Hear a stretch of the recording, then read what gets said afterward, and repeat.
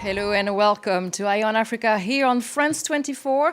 I'm Clarisse Fortuné and these are the headlines. DR Congo president meets with angry victims who lost their homes in weekend flash floods in the capital Kinshasa. Residents blame poor maintenance and inadequate sewerage systems. At least 33 people died. Meanwhile, its neighbor Rwanda is commemorating the 1994 genocide. We'll explore a little-known story, that of the Muslim community that rejected the call to kill.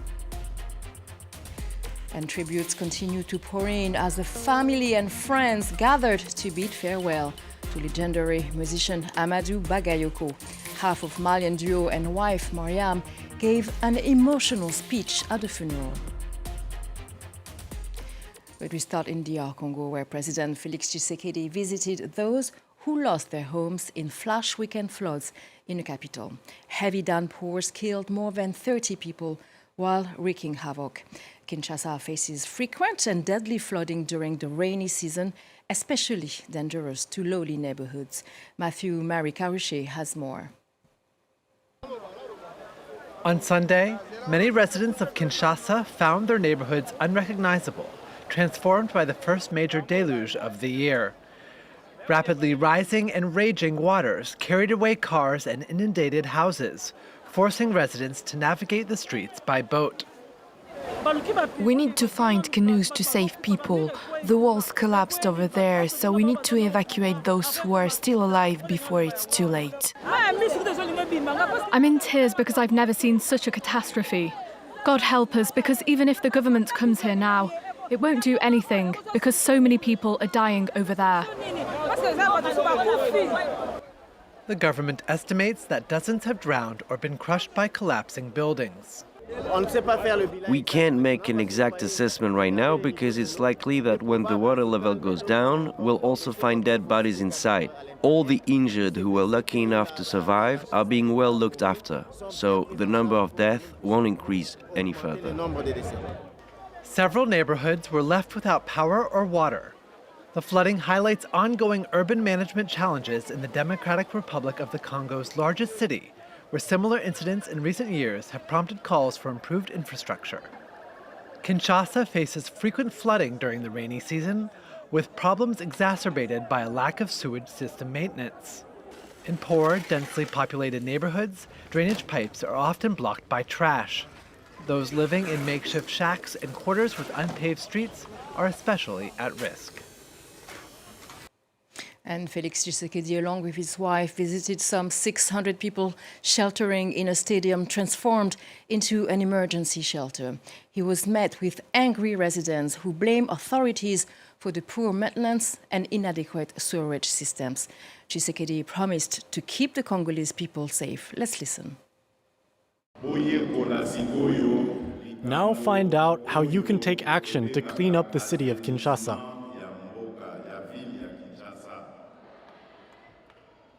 Remember that we don't throw rubbish everywhere. What has just happened to us is that the rubbish we throw everywhere ends up in the rivers. And because of that, the riverbeds become small. And instead of the water going into the river, it overflows into the city. Neighboring Rwanda is commemorating the 1994 genocide, in which 800,000 people, most of them from the Tutsi ethnic group, were massacred by Hutu militias. But this year, the event is marked by tensions over Rwanda's alleged support of the M23 rebel group in neighboring Democratic Republic of Congo. Juliette Montilli. The day began with a ceremony at the Kigali Memorial where President Paul Kagame spoke, delivering a speech that focused heavily on the ongoing events in eastern DRC, where Kigali is accused of backing the M23. President Kagame urged all Rwandans to always fight for their rights. A walk to remember followed, led by the president and young people from all over the country. I had the chance to speak with several participants who explained that it remains just as important more than 3 decades later to remember the victims of the past to prevent repeating these mistakes. Many are also proud of how the country has rebuilt itself since then. Starting from Parliament, the march stopped at the BK Arena in the heart of Kigali, where a vigil was held. This day, along with the following week, known as Kwibuka or the Week of Remembrance, is a time for reflection for Rwandans who gather in districts and villages. The country slows down, businesses close, only music related to the genocide is played on the radio, no sports events are organized, entertainment venues are closed, and life moves at a slower pace. During the genocide, the Muslim neighborhood of Nyamirambo in Kigali stood out for its courage. Guided by their faith and religious leaders, a lot of Rwandan Muslims rejected to call to kill, some even risking their lives to save others. A little-known story, now officially recognized by the Rwandan government and source of pride for the community. Nyamirambo, Kigali historic Muslim neighborhood, did not escape the horrors of the genocide. All the attackers came by that path and they would stop here. Just steps away, Kamana Aruna's home. He hid 15 Tutsis here during the genocide. One of them was Catherine's son. Haruna showed true humanity. He was a hero. Ethnic differences didn't matter to him. He helped us. I can never thank him enough. My family and Islamic religion inspired me because our religion teaches us to share everything we have with others. As early as 1992, local imams urged the community not to join the killings. They warned them that Islam is against tribalism and also hate against human being, anyone. Therefore, when the genocide took place, Muslims were already warned against this ideology of genocide. These events are told at Inwari, Rwanda's first Islamic school, in the heart of Nyamirambo. We have some Muslims who took part in the genocide. But in general, Muslims helped people. Munientwali Sudi, a local figure and former Inwari student, is committed to preserving this little-known history. You know, in our community, few people studied, so it's up to the youth to learn history, because they are the ones who will pass it on to the future generations. After the genocide, the government officially acknowledged the bravery of Muslims, helping foster their integration into Rwandan society. Zimbabwe's President Mnangagwa announced he is suspending tariffs on all goods imported from the US. The move came after President Donald Trump imposed 18% tariffs on Zimbabwean exports to the US, mainly tobacco and sugar. The move is seen more as a diplomatic move than trade that might only benefit the United States. Sharon Manzingazo is in Harare.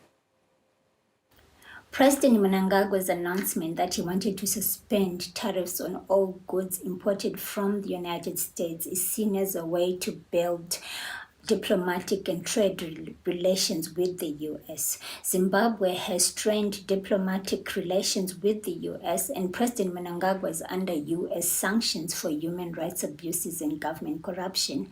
In his announcement, President Mnangagwa said that he wanted to build a positive relationship with President Trump's administration and also expand American imports into the Zimbabwean market.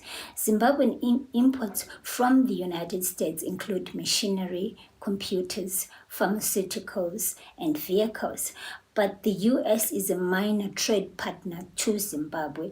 Trade between the two countries amounted to only $111 million in 2024, according to US government data.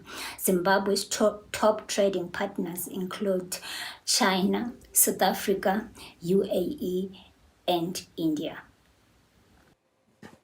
Tensions between Algeria and its southern neighbors have flared once again after the downing of a military drone near the Mali border.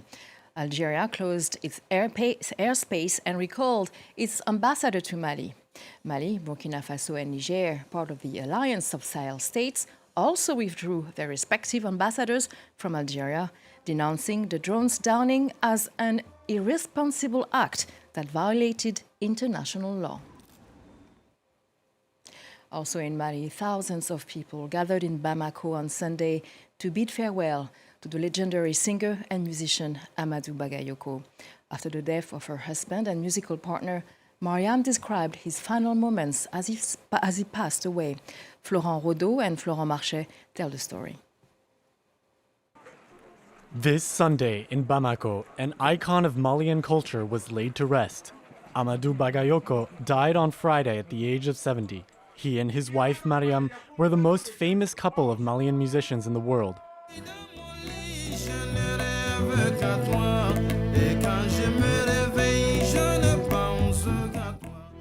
Both of them met at an institute for the blind in 1976.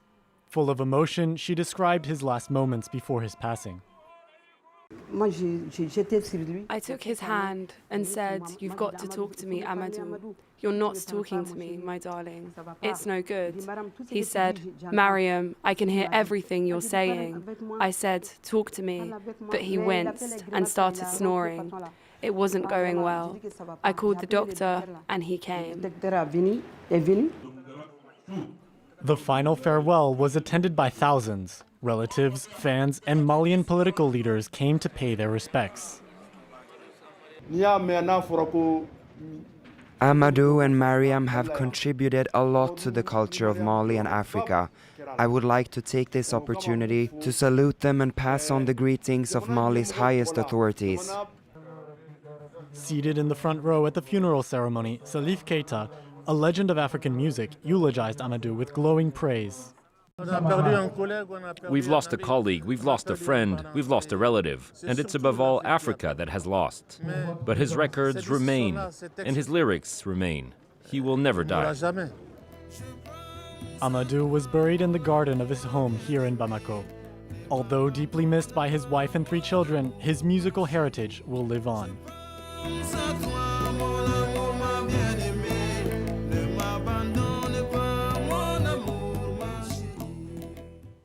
Farewell to Amadou to conclude our edition of Eye on Africa. Thank you for watching.